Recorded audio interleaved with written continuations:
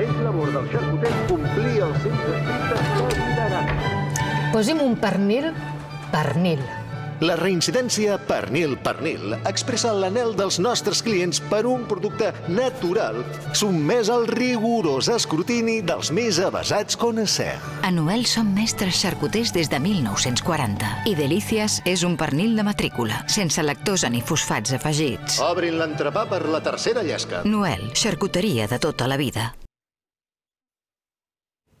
Bé, doncs ja hi som, i sí, estem al costat de la Clara Mallar, que és responsable de l'àrea de sostenibilitat de Modac, clúster català de la moda i el tèxtil, i està realitzant, per cert, un doctorat sobre l'economia circular en el sistema de la moda, a través de pràctiques de suprareciclatge. Què tal, Clara? Hola, bona tarda. Ho he dit bé. Jo, ara que surto de la meteorologia, puc tenir algun lapsus. Escolta'm, anem a parlar, ara et farà algunes preguntes també la Laura. Primer de tot, agrair-te per descomptar la teva presència aquí. Gràcies. I anem a parlar d'un tema molt interessant. Primer de tot, si vols, el fast fashion, això de vestir-se amb la moda d'última hora, pum, el mes que ve em compro una altra peça. Com ho portem, això? Bueno, en general, sí, la indústria de la moda té grans impactes. Aquests impactes estan molt localitzats i sabem molt bé quins són, tant des de la petjada hídrica o des de la petjada de carboni, i com aquesta afecta en general a la biosfera i en els ecosistemes. El problema del fast fashion és la intensitat i l'ús continu de residus i de recursos. I hi ha peces que siguin més contaminants? Algunes peces en concret que d'altres? El que fa a les peces contaminants és tot el procés productiu que hi ha darrere. A partir dels materials o de les matèries primes que s'utilitzen, que sí que és veritat que n'hi ha algunes que són de menys impacte o de fibres de baix impacte i que tenen un procés de fabricació més sostenible que d'altres, però després tots els processos de manufactura i que hi ha darrere i de distribució, de venda i tot el cicle de vida de la peça de la roba és el que fa i determina la sostenibilitat d'una peça o una altra. També l'ús que se'n fa, perquè una peça pot estar molt ben feta amb uns criteris ambientalment estrictes o segurs i químicament segurs, però després potser l'utilitzem molt poc i tots aquells recursos ja s'han perdut. Després tampoc tenim un sistema de reciclatge que pugui retornar tots aquests recursos perquè siguin altrament aprofitables, amb la qual cosa sí, n'hi ha més. Que depèn de molts factors. Abans donàvem una xifra, aquesta que ha facilitat l'Agència de Residus de Catalunya, 163.000 tones de residu tèxtil l'any només a Catalunya, 22 quilos per persona i any. Com fem perquè aquesta economia de la moda sigui més circular i li puguem donar una altra vida a les peces de vestir? I ara hi ha moltes iniciatives, s'estan movent moltes coses, després en parlarem més, però sí que és veritat que hi ha diferents estratègies i dins de l'economia circular o des de l'ecodisseny es treballa per allargar sobretot el cicle de vida de la roba, des de posar roba de segona mà, fer reciclatge creatiu, o sigui, el suprareciclatge, però després també aquí a Catalunya tenim una forta indústria de reciclatge tèxtil, o sigui, del material tèxtil i de recuperació, i tota aquesta indústria ara està començant un altre cop a moure's i comencem. Mira, precisament avui he vingut, no ho he fet pensant que vindries tu, he vingut amb aquestes peces, perquè no em caiguin, que les estic utilitzant, mira, aquest jersei, fa bastant fred, m'he abrigat amb aquest jersei, que fa 22 anys que el tinc. Això és una cosa poc habitual, una peça de roba 22 anys. I després aquesta gorra, a la nevada del 8 de març del 2010 es va omplir de neu i vaig haver de canviar la visera, però té 14 anys. És a dir, una peça pot durar molt temps. Molts anys. Molts anys. L'usabilitat de les peces depèn de molts factors, també de la qualitat com està feta aquesta peça, és evident, però també de l'ús que li fem i de la cura que en tenim.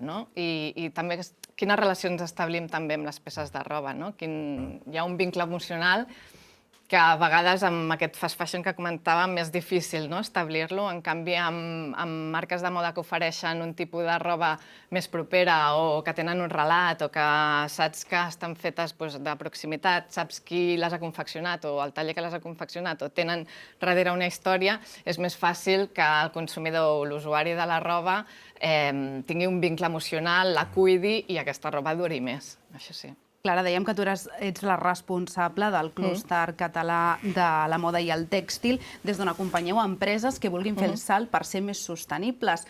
Hi ha esperança a Catalunya en aquest sentit? Sí, sí.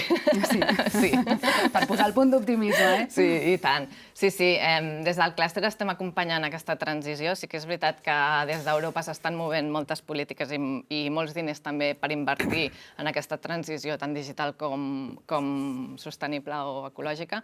I sí que és veritat que des del clúster estem canalitzant totes aquestes polítiques i totes aquestes estratègies perquè els arribin a les empreses que tenim, que en general són petites i mitjanes empreses d'aquí el territori, familiars de tota la vida, que a vegades veuen difícil el fet d'accedir a coses que les grans ho tenen com més fàcil, no? Durant uns anys tu també vas ser dissenyadora de roba sostenible amb la marca Moètica. Et sembla si veiem una de les teves peces de la teva col·lecció, que és un peto texà, i que a partir d'aquesta peça ens puguis explicar, ara que la veiem en pantalla, com la vas confeccionar, quins materials, quins tints feies servir? Doncs aquesta peça està pensada... Bueno, és una doble peça, ara traieu aquesta, però és una peça que està pensada... És un exercici d'investigació, de fet.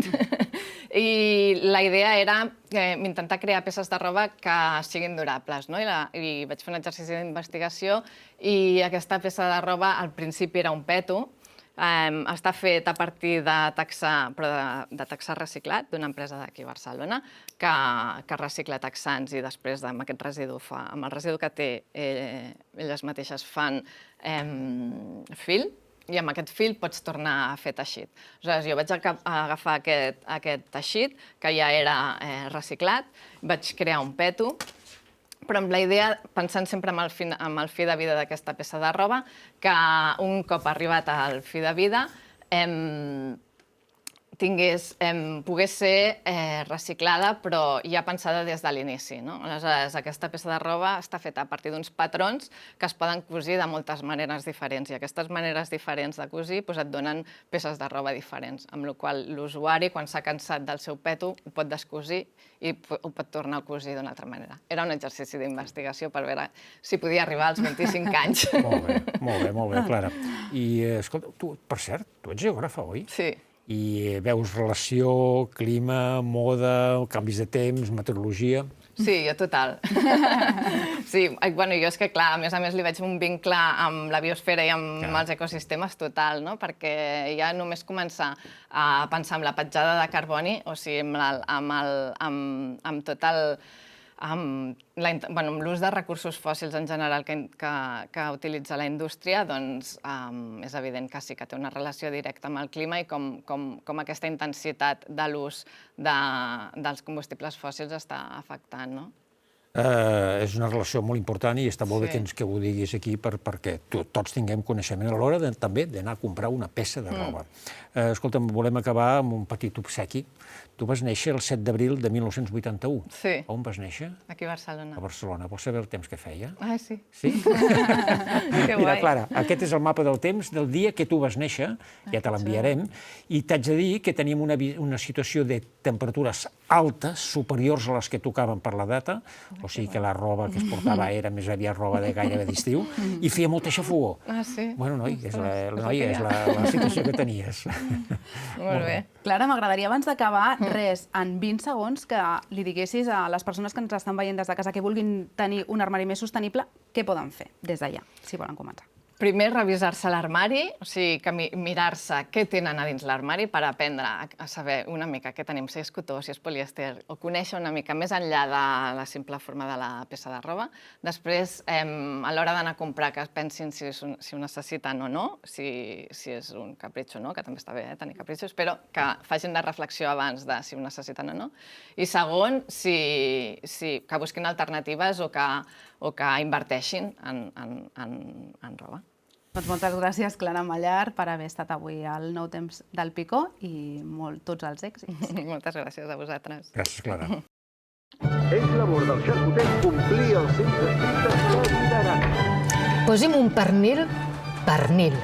La reincidència pernil expressa l'anhel dels nostres clients per un producte natural sotmès al rigorós escrutini dels més avesats coneixers. A Noel som mestres xarcuters des de 1940 i Delícies és un pernil de matrícula, sense lactosa ni fosfats afegits. Obrin l'entrepà per la tercera llesca. Noel, xarcuteria de tota la vida.